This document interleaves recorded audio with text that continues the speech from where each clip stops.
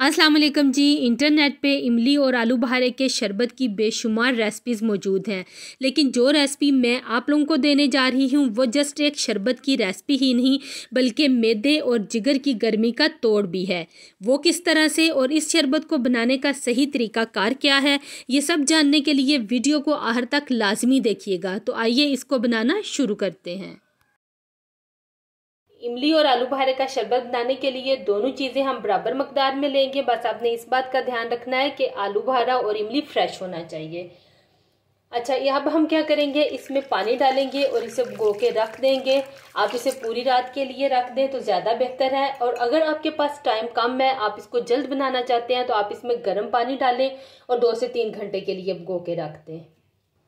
इमली और आलू बहारे को भिगो के रखे हुए 6 घंटे हो गए हैं और ये देखें, ये बड़े ज़बरदस्त किस्म के नरम हो गए हैं। अब क्या करेंगे, हम हाथों की मदद से मसल के इस तरह से इसका गूदा उतार लेंगे और इसकी गुठलियाँ जो हैं वो वेस्ट कर देंगे।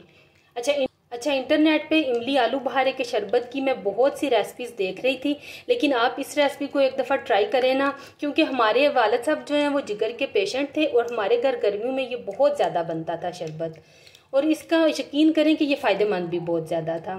तो मेरा ये मानना है कि रेसिपी तो वही होती है जो आपकी खुद की ट्राई की हुई हो। ये नहीं कि हमने इधर से ली उधर से ली और बस उसको बना के चढ़ा दिया। आप इसको एक दफ़ा ट्राई करेंगे। अगर आपकी फैमिली में कोई जिगर का पेशेंट है तो आप उसके साथ भी ज़रूर शेयर कीजिएगा, बहुत ज़्यादा इससे उन्हें फ़ायदा होगा।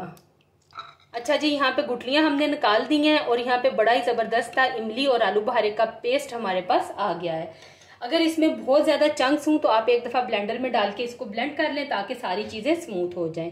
तो चलिए अब हम नेक्स्ट प्रोसेस इसका देखते हैं। अब हम शरबत तैयार कर लेते हैं। इसके लिए हम बाउल में डालेंगे हस्बे जायका चीनी, थोड़ा सा पानी डालेंगे और एक दफ़ा इसे अच्छी तरह से मिक्स कर लेंगे। अच्छा, आपने इस मेथड से एक दफ़ा ज़रूर ये शरबत बनाना है और फिर आपने मुझे फीडबैक देना है।